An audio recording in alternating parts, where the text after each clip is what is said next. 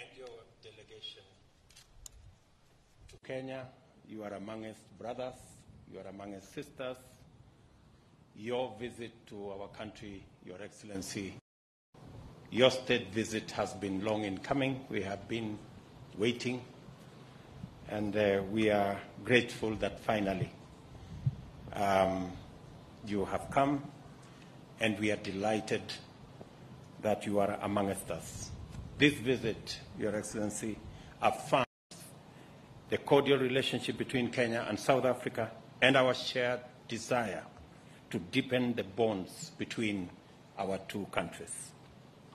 The visit is instrumental in developing permanent dialogue between our two countries and building on our common principles and shared values. Kenya considers South Africa as one of her most dependable and strategic ally in this continent. We have noted the successful midterm review of the inaugural Joint Commission for Cooperation held on the 6th and 7th of November this year to review the implementation of agreed areas of cooperation that was done in Nairobi. Kenya and South Africa have had good relations since South Africa defeated apartheid in 1994. The ties between our two nations continue to grow in all aspects of development and especially in trade.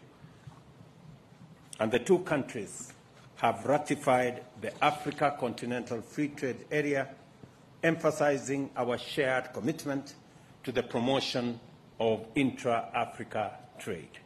Today, Your Excellency, you and I are delighted to have presided over the signing of 4 instruments of cooperation that will play a definitive role in the Kenya-South Africa relations.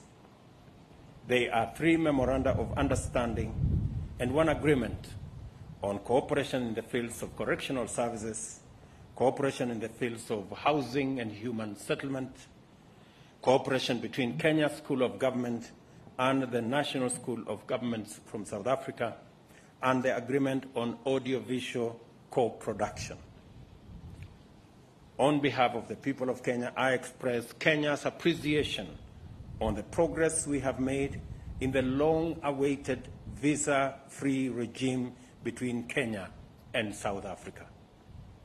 From January 1, Your Excellency, we will have a different regime, thanks to your personal intervention on this matter and the wealth of experience that have been brought on board by your officials.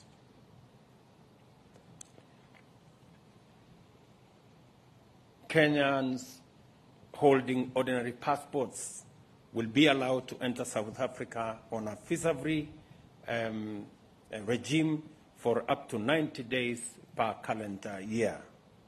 The two countries have also agreed on a return policy when immigration laws and regulations are breached to make sure that bad elements that try to infiltrate our borders are dealt with firmly and decisively.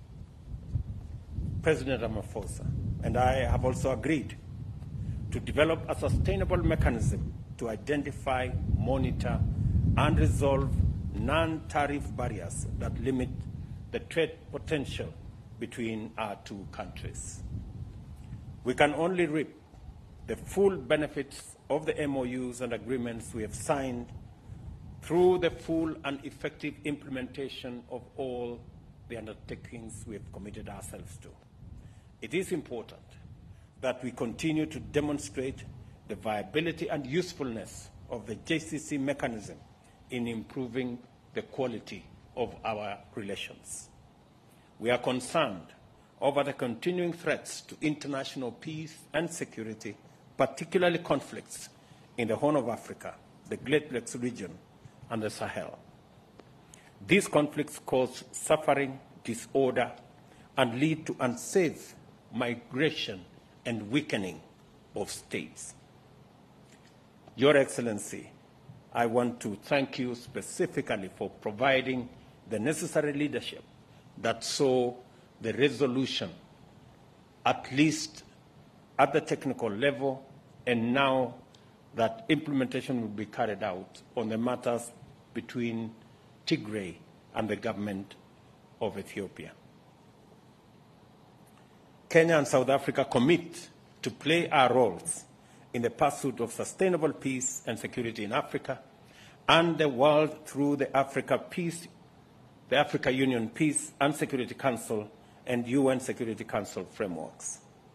At the continental level, we laud the just concluded agreement between Ethiopia government and the Tigray People's Liberation Front, brokered by the Africa Union and mediated by President Olusegun Obasanjo and Uhuru Kenyatta and former Deputy President of South Africa, Phumzile Mlambo Ngcuka. We appeal to all parties to ensure the full and comprehensive implementation of the agreement. Kenya and South Africa recognize climate change as a definitive challenge of our time. We reiterate the implementation of the national determined contributions, including adaptation and mitigation efforts and delivery of finance as agreed in COP27. We urge developing nations obligations and work with other parties to ensure swift implementation of the climate change finance delivery plan. I congratulate you, President Ramaphosa, on the launch of the Just Transition Framework for South Africa during the 6th meeting of the Presidential Climate Commission held on 27 May 2022. President Ramaphosa's leadership continues to steer South Africa to greater heights of economic development. Working together is the only way we can achieve shared desire for closer bilateral cooperation and a stronger strategic partnership. There is no doubt, Mr. President, that we have made good strides during this visit, and we look forward to achieving even more in the near future.